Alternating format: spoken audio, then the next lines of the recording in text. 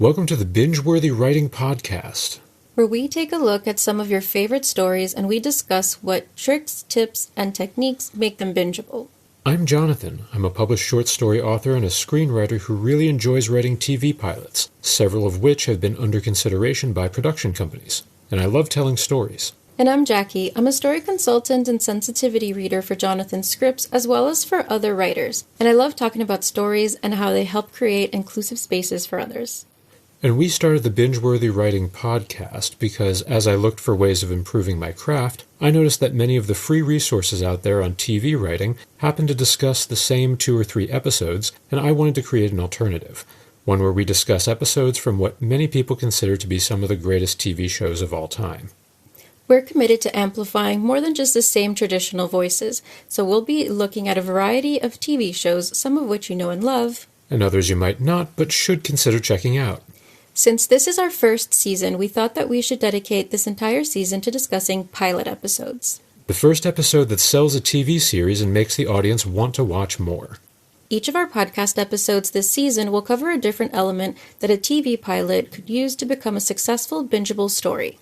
Now, not all TV pilots need all of the things we'll be discussing this season, and some elements are significantly more important than others.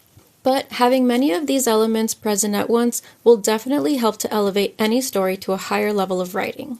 Now that you know what makes us binge-worthy, let's talk about what makes a pilot binge-worthy. And one of those elements is crafting an engaging world for your characters to inhabit. World building is fleshing out the setting of a story. Today we're looking at how to use world building in the context of fleshing out the rules and setting of a fantasy series. I actually have experience as a world builder in a fantasy production company. Shout out to the Soul Atlas community. And so I've got a couple of insights on how to tackle this topic in particular. And the series we chose to explore fantasy world building is Wednesday.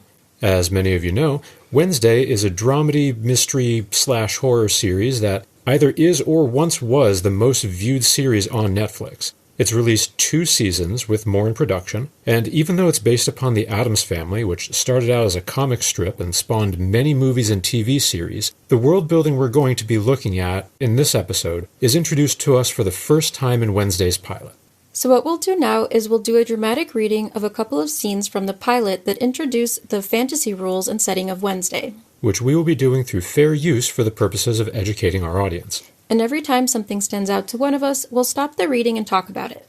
We'll focus on what makes the storytelling stand out as excellent, but sometimes we might discuss the differences between what's written in the pilot and what got filmed. And then when we're done, we'll recap our takeaways.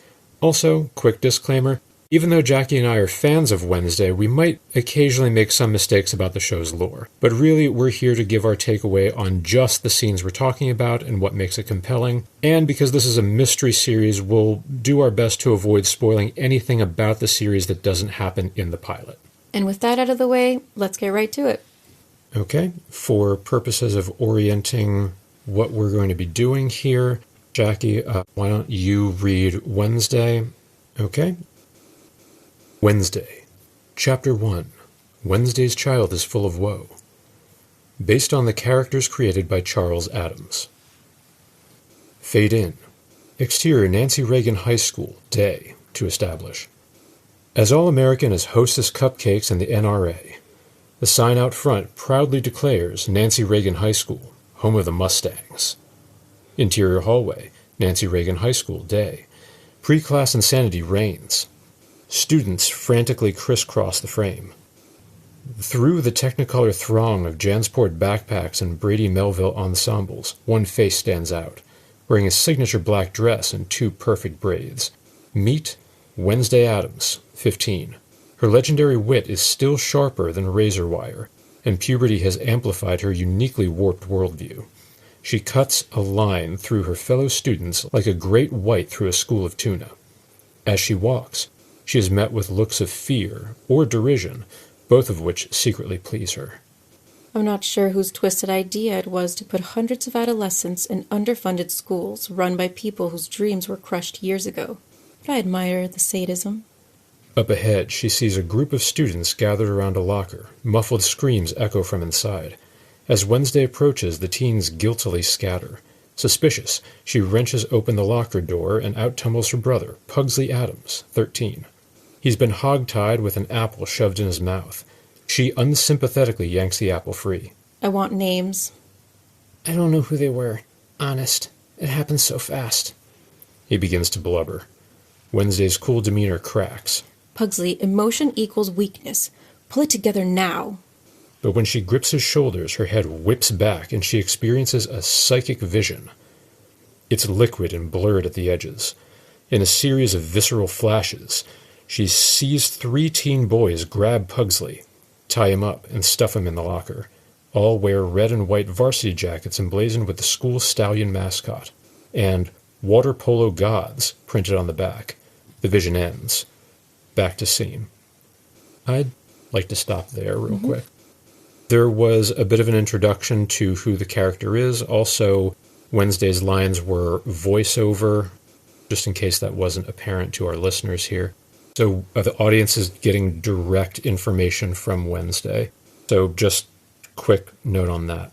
Whenever you're introducing something that doesn't exist in real life, there are a couple of options, and we're looking at 2 different scenes because Wednesday actually uses both of these to pretty good effect. So the first option is you could have the character have some kind of voiceover and tell you what's going to happen, and we're going to see a little bit more of that or hear a little bit more of that in a minute. But also, for a visual medium like TV, it's important to kind of show what's going on. So we see that the psychic vision is sort of started by Wednesday touching Pugsley. So right there, some limitations are introduced. And so whenever you're talking about magic or technology or anything like that, one key thing to remember is that limitations are more interesting than powers, oftentimes. And so introducing limitations to your magic system, as it were, is pretty important. And up front, we get a very important one. She gets psychic visions, but only when she touches things. So she can't get a psychic vision as something that's miles and miles away. Also, something that was shown in the pilot upon filming that's not here in the screenplay is when she touches it, she kind of arches her back in a very dramatic way as if she's kind of being seized by the vision. And so that implies that this is sort of an involuntary thing, which adds another limitation. So this is something that is kind of hit and miss. These things just happen. We'll get a little bit of an explainer by Wednesday in a minute to kind of add more to the limitations here. But not only are we introducing the psychic powers themselves, which is pretty cool in a mystery series, getting access to extra information is useful. But we're also getting some serious limitations, which is good because, you know, if you didn't have these limitations, then there wouldn't be a mystery series if you could just psychically determine all this stuff. Sure. Do you have anything to add to that? I kind of went on there for a little while. No, it's fine. Yeah, I was just thinking that something that added or helped tee up a little bit the fact that it's almost like a surprise, right? She can't control him. It's involuntary, like you said, was that she asks Pugsley to give her names, right? Like if she could just at will. Yeah, I missed that. Yeah, just like at something, I mean, it's pretty simple, but just like at will, you know, be able to just recall it or figure it out. If she had a handle on these powers, she wouldn't really need Pugsley, right, to give her information. So True, it's interesting.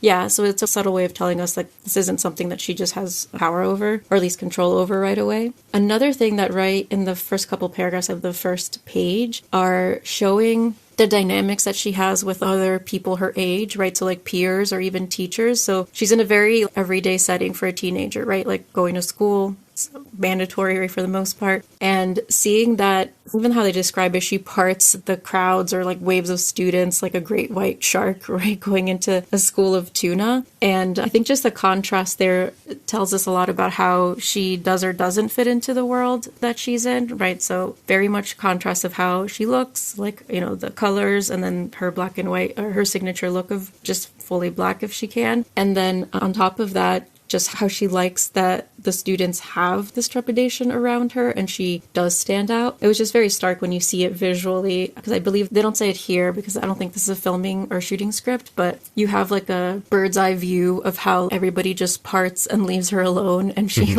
very slowly can proceed. Even the teachers kind of give her certain looks. So just knowing how people are reacting to the main character, I think also gives us a good bit of information. Yeah, that's definitely world building in a way like we talked about last week, where it kind of uses this setting to tell us more about the character. Mm-hmm. Yeah, 100%. So the vision ends. Let's pick up, and we're returning to the scene. Interior hallway. Nancy Reagan High School, day. Shaken. Wednesday releases Pugsley and staggers back. No, your eyes aren't playing tricks unless you received them in an illegal organ transplant. Lately, I've been seeing things, extremely bad things. You okay? Leave this to me. Wednesday, what are you going to do? What I do best. Off Wednesday, a plan formulating. All right, I think we're going to stop reading that scene there, but I do want to talk about it a little bit. I do believe that Wednesday's voiceover dialogue is a little bit different. I don't remember an illegal organ transplant being mentioned in the pilot. Mm-hmm. But I do remember, I don't have the exact words she said, but she did express a certain amount of shame over having these visions. It's something that she doesn't talk about. And also, she says that this has been happening lately. So we've added some other limitations here. One, if it's been happening lately, that means that she doesn't have a lot of time to master this ability. So our suspicions that it was involuntary have been confirmed. Also, if this is something that she doesn't talk about to other people, she doesn't really have an opportunity to get any mentorship in sort of honing that. And so, therefore, these visions will continue to be these sort of involuntary things that take her over. That's also another sort of characterization technique, because Wednesday is not the kind of person who likes to be controlled by anything, even if they're her own powers. Mm-hmm. And so this is one of the reasons why she doesn't talk about them to other people, because she doesn't like to kind of admit that there's this thing that is controlling her. So that's also another thing that becomes a little bit more apparent the more you watch of this series. Yeah, for sure. Yeah, I think even something as simple as what a character chooses to keep secret, and then also how they deal with secrets, right? Like some people like gossiping with secrets, right? Or change their behavior or different things like that. So just seeing how she's handling, I think also gives us some subtle input, like you said, on maybe it's just some of her preferences, values, kind of how she carries herself with important things. Yeah, we do have one other scene that we want to get into, so I just kind of want to jump to that real quick. So there are two main ways of delivering exposition to your audience. Exposition just being like a lore dump that, it's information that the audience needs, but there's got to be some way that makes sense to deliver that within the confines of the story. So one way is to break the fourth wall by delivering voiceover like we saw in the other scene, but another common way is to have one character explain it to another. But this creates a bit of a problem because this only works within certain social constructs. So the most common way is if you're introducing somebody new to something, then you could just have someone explain it like normal. And that's what we're going to see in this scene that we're about to read. Other ways of doing this is if there's like a commanding officer, then it sort of makes sense that they could be condescending to explain something to someone who already knows the rules. Or otherwise, if someone is in a setting like a legal deposition or maybe a reporter just saying what the news is. These are ways of conveying information and just saying information out loud just for the sake of saying them out loud. So these are a lot of the strategies that are used to have one character talk to another, because if that didn't happen, then it would come across as a little bit weird and forced. On this next scene, we have Wednesday going to sort of seeing the inner workings of Nevermore Academy. This is the school that she transfers into after getting kicked out of her last one. And she's being shown around by Enid, who is her roommate and fellow student. We also learn before this that she happens to be a werewolf. And How about we do this then? How about we'll have Jackie do the part of the narrator as well as Wednesday. I will do the lines of Enid and any other male character. Well, sorry, Enid's not male. I will do the lines of Enid and male characters, and then if there are any other female characters, we'll have Jackie read those one or two lines. All right. We'll pick up when Enid is escorting Wednesday through Nevermore Academy. Interior Hall. Nevermore Academy, day. Enid talks as she escorts Wednesday past the impressive trophy case. Wednesday stops to view a black and white photo featuring Nevermore's triumphant 1998 National Fencing Champs. Young Morticia Adams, 17, is the captain. Note, we also see their coach Francois Galpin, 25, in the picture. Nevermore was founded in 1791 to educate people like us. Outcasts, freaks, monsters. Fill in your favorite marginalized group here. Wednesday isn't paying attention and scans the space like she's casing a bank. You can save the sanitized sales pitch, unless you have detailed information about weaknesses in the school's security system. I don't plan on staying here long. Why not? Because this was my parents' idea. They've been looking for an excuse to send me here. It's part of their nefarious yet completely obvious plan. Okay, I'll bite. What's the plan? To turn me into a version of themselves. In that case, maybe you can clear something up. Rumors been swirling you killed a kid at your old school and your parents pulled strings to get you off. Actually, it was 2 kids, but who's counting? Wednesday heads through the doors. Enid can't tell if she's joking or not. Follows after her.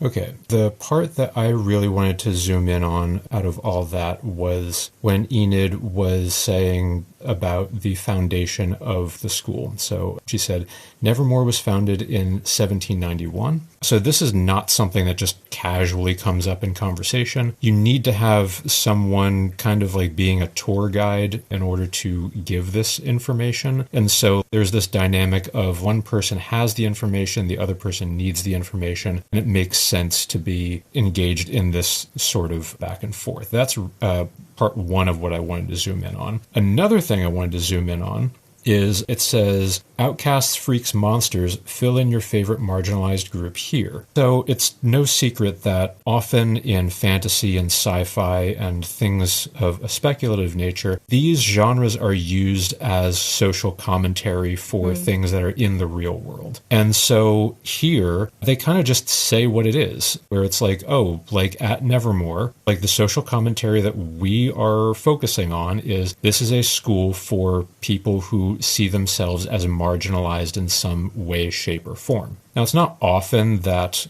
speculative fiction just sort of names what its social commentary is, but one thing that you do have to be thinking of in world building is how is this going to map onto the themes of your story? And so they kind of addressed what the themes of the story is. The world building that we're going to be looking at here in Wednesday, we should be looking at through the eyes of people who are seen as outcasts, freaks, or who are marginalized in some way, shape, or form.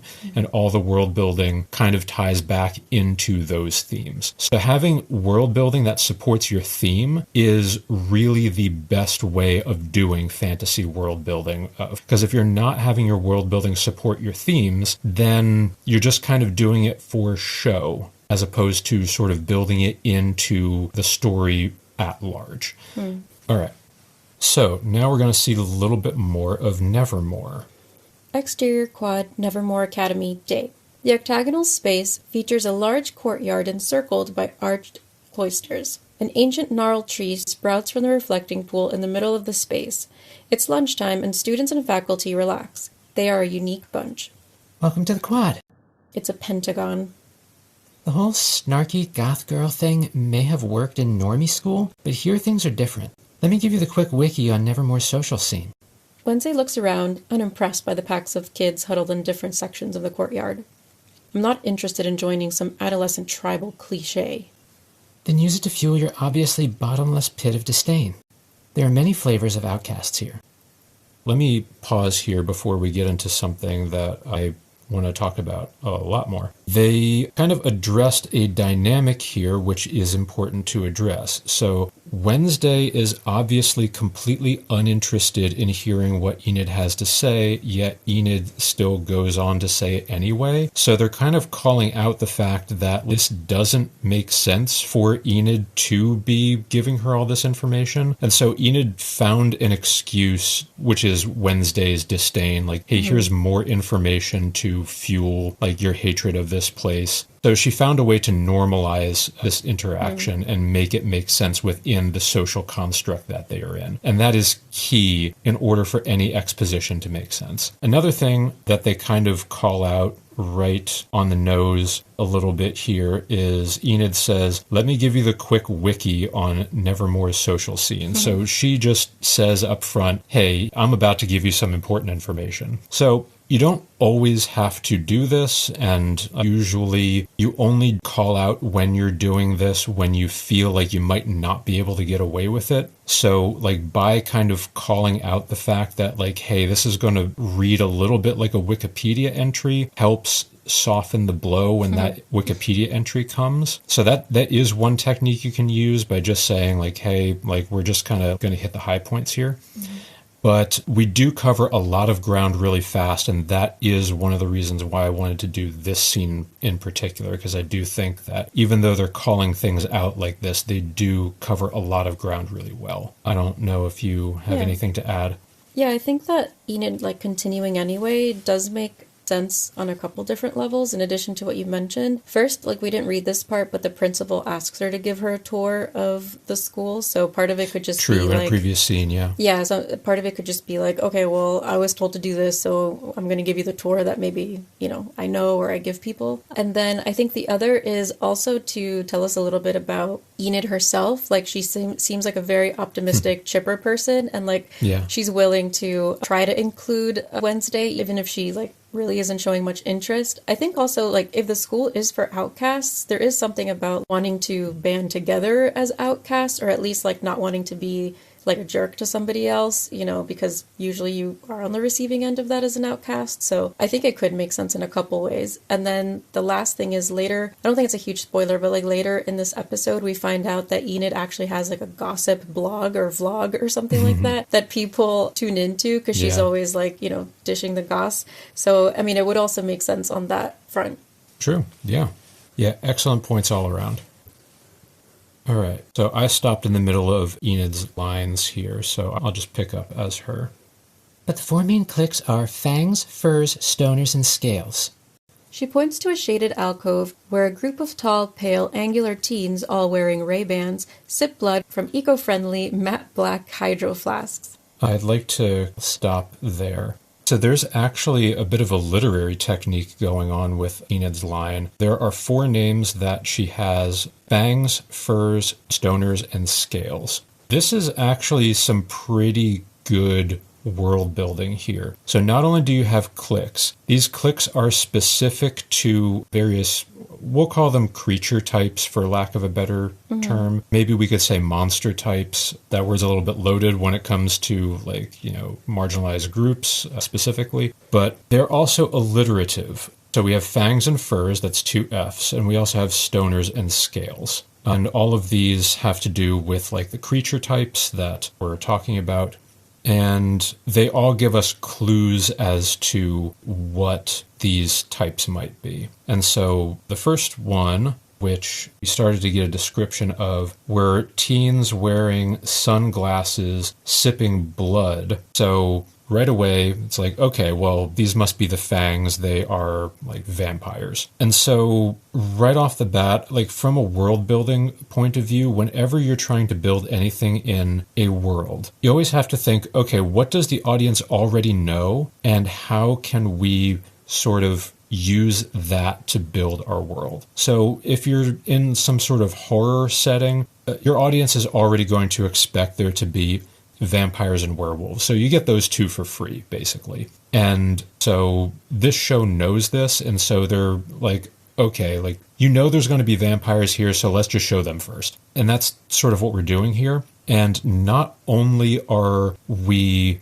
talking about them, but we're also showing them in their environment in the quad. They're all hanging out. They're all drinking blood, which is the thing that like vampires do. They're wearing sunglasses, presumably because they don't like to be out in the daylight. We're invoking all of the vampire tropes that you might expect. And the show is doing that in a visual way, in addition to just telling us the information, which is very, very good because it sort of puts this picture in your mind. Do you have anything to add on that? Yeah, I think that because some of these things are familiar, it also is helpful if you can kind of clue in the viewer as to like what kind of lore you're going to use, right? Like 100%. Like for vampires, are these the vampires that can go out in the daytime or not? Are they the ones that like, I don't know, might feed on animal blood or something like that? So it kind of starts like cluing you in on that. And also seeing that all these different like creature groups, like you were saying, they're coexisting in one space, which also, you know, might be a little bit different from other like properties and things like that. So true. Yeah. Yeah, that was kind of interesting to be like, oh, okay, I understand. I also wanted to mention one thing that I forgot to before. When she first gets to the quad, Wednesday comments specifically that it's a pentagon. And at least like for me as a viewer, like in my mind, that's instantly like, oh, witchcraft? Is there going to be something like witchcraft in this show? Which is like, you know, maybe that's a very, cool. Very subtle thing. But just like you said, a visual of a pentagram, you know, you might think of that kind of ritual if you've watched like enough things like that. So it's like little subtle hints to kind of start, you know, putting these little like clues for the viewer. Yeah. Yeah, I did not notice that. Good catch. Should I pick up with... I think I'll just pick up with Enid's line. Those are the Fangs, aka vampires. They like to liquid lunch together and silently judge the rest of us. Some of them have literally been here for decades. A group of rowdy boys howls at Enid. Their baying is deep, animalistic. Wednesday is surprised when Enid howls back. That bunch of knuckleheads are furs, aka werewolves. I'm related to half of them. My pack's from San Francisco. Full moons are high decibel around here. That's when furs wolf out. I suggest you pick up some noise-canceling headphones. Yeah, so real quick, Enid's lines confirm that, like, okay, there are vampires, there are werewolves. Vampires, they do have immortality, as you would expect. Werewolves, they change during the full moon, as you might expect, but again, not all werewolves are the same. They have different rules. So, different rules and different properties, I should say. And so, yeah, just kind of hitting what you would expect to see. Do you have anything on that? Yeah, I think it was just nice that you also, again, get the clue that this is very much normalized here, right? So it's like they're just talking about it casually, but also just the practicality of like, yeah, you might want to get noise-canceling headphones. This is just part of like how life is here sort of thing. So that was kind of fun. Yeah. Pick it up from As Wednesday. As Wednesday follows Enid past the reflecting pool, she notices a striking teen girl. Bianca Barclay is 16. Bianca is sitting on the stone bench that rings the pool, talking to a group of sirens, including her friends Kent, 16, and Davina, 16. Wednesday watches the skin on Bianca's arm morph from scales to flesh as she absent-mindedly swishes her hand in the water. Bianca silently clocks Wednesday, but doesn't acknowledge her. I'm guessing scales are sirens? You catch on quick. And that girl, Bianca Barclay, is the closest thing Nevermore has to royalty, although her crown's been slipping lately. She subtly points to a teen boy working on a mural featuring a flock of charging ravens on the far wall. Real quick, I do want to go over siren thing. So again, the show is saying like, okay, what does our audience have access to that we can introduce real quickly? And so Greek mythology is very much a thing that, you know, you would expect the average horror fan to maybe casually know a few things about. And so sirens are fair play for this. And we see that part of the rules here is when a siren sort of gets wet, their skin sort of becomes scaly, hence the name Scales. Also, I'd like to point out that Scales is a pun. It's also a musical term, which sirens are known for singing. Oh, nice. So the word scales is doing a lot of work there, and that's not really an accident. I know we said that we wouldn't cover anything besides the pilot, but you do see sirens. This isn't really a major spoiler. You do see them singing, and you do learn about a siren song, as one would expect when sirens are introduced. So this is another thing that the audience has access to in their collective pop culture knowledge. But I do want to mention here that even if your audience doesn't have access to the thing that you want to invent if you're writing something, what you want to do is you want to pick out something that's close to something that they do have access to and just kind of be like, oh, like it's a siren, but maybe they're not from the water. Maybe they are a spirit of the earth and they can tunnel through the ground and sing songs, and they're like a siren in every other way but this way. And so you can create fantasy creatures just by figuring out, like, okay, just compare it real fast to something that your audience does know and say it's like this but this. And that would be a way of really quickly introducing just a completely brand new fantasy creature without having to do a lot of work. And that's something that you do see. That's not something that we see here in the Wednesday pilot, at least that I'm aware of, but that is done in other fantasy properties. Yeah, for sure. I also think part of the world building here is like what is going to be like the social order. And so I think kind of describing Bianca as like royalty, her crown's been slipping, can kind of also give you a lay of the land in terms of social dynamics, right? So she left a typical high school, or at least one we might be more familiar with, Wednesday did, to come to this one that's supposed to be like really different, you know, like for outcasts. And then you still kind of see similar dynamics that you can latch onto. It's like, okay, this is still a high school. There's high school dynamics. You know, we're talking about cliques, like different things like that. So at least for me, lets me know like, okay, this is fantasy, but it's going to be a little bit grounded in terms of something that was still relatable, like, I don't know, high school drama and things like that. Yeah. Setting this up as a high school with its own cliques is another type of world building that it's doing simultaneously. So it's actually doing fantasy world building on top of just high school drama world building, which is kind of like the more mundane world building that we sort of talked about last week. And the fact that it's doing both simultaneously is pretty genius. Yeah, it's really good writing. So yeah, pick up with This is Xavier Thorpe.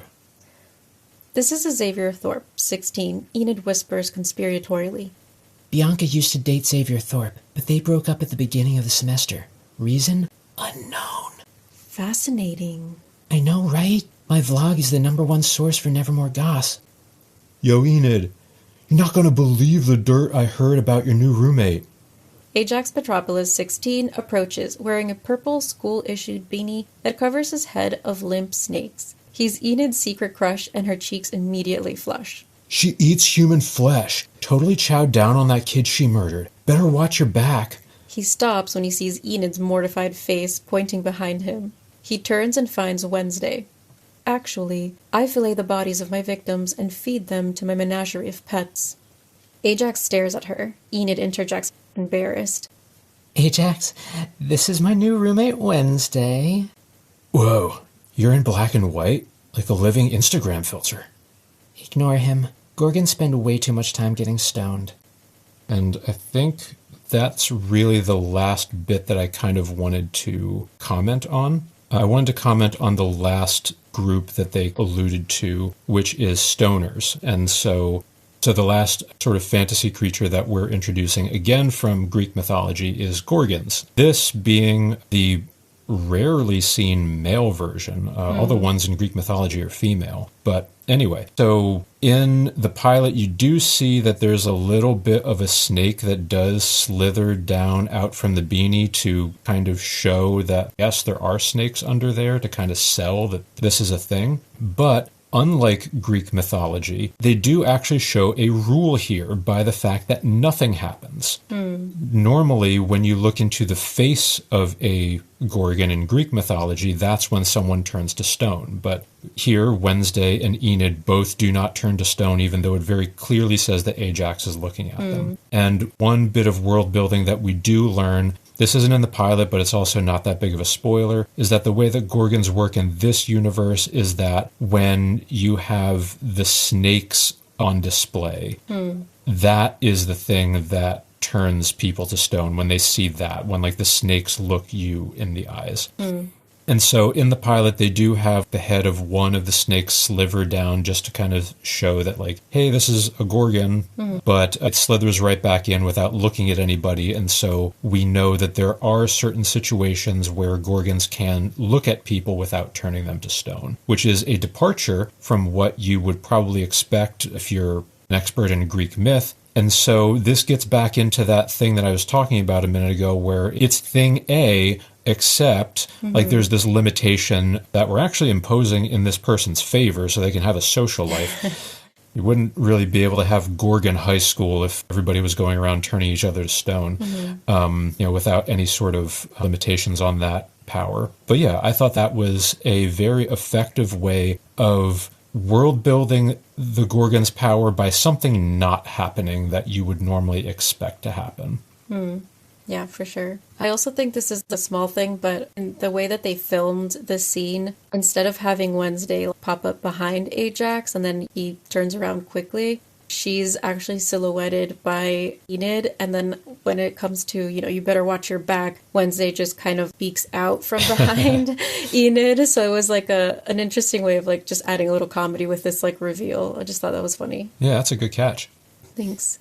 All right. Yeah, So that concludes our dramatic reading. Let's go over the takeaways that we listed for this. Takeaway 1, when you're doing fantasy world building or sci-fi world building or what have you, there's really no way of getting around exposition. And there are 2 very popular ways of doing that exposition, which is engineering a social construct of one character explaining it to another in a way that makes sense for like their social relationship. Or you could have some kind of a voiceover, or perhaps if you're writing a novel, you could just have the character think it for some reason. Or otherwise have like a newscaster tell you some information, which is its own trope. It does become a little bit tired, but when push comes to shove, you can use that. Another thing you could do is you need to know what your audience is kind of expecting, like what pop culture knowledge they already have. Can you use that in some way? And if you can't, then do, hey, it's just like this, but it's a little bit different. And that goes a long way to sort of get complicated ideas to your audience really quickly. Another thing that this pilot does is it introduces the magic system of Wednesday's psychic visions, and it introduces limitations on them in ways that come across as pretty natural. Whenever you have a magic system, the most interesting thing that you could do is add limits to it. And so we saw limits to the magic of Wednesday's psychic visions. We saw limits to the magic of our Gorgon characters' petrification, turning someone into stone sort of powers, which helped him. So these are ways of making your fantasy setting just more interesting in general, because it introduces more problems that your characters have to resolve through thinking about them rather than just having magic solve the problems themselves. Were there any that I missed? I mean, I didn't really talk about any of the high school world building. Sure. They did a great job of world building the social thing. Theme. Whenever you're doing world building, if you have a magic system or you have just any kind of fantasy world building, you should be using that to support your theme in some way. You don't necessarily have to state what that theme is directly to the audience, but if your world building is not supporting your theme, then maybe think about ways that it could, and then your story will get better, because the theme will be baked into the setting itself. And that is really a hallmark of pretty much every seminal work of fantasy and sci-fi, the commentary that they have on our real-world society. Yeah, awesome. This was a really fun one. Absolutely. Why don't you take us out? We hope these discussions can help writers of all walks to help diversify the media landscape even more. I'm Jonathan. I'm Jackie. And this is the Binge-Worthy Writing Podcast. Thank you for tuning in. Take care and stay safe. Bye.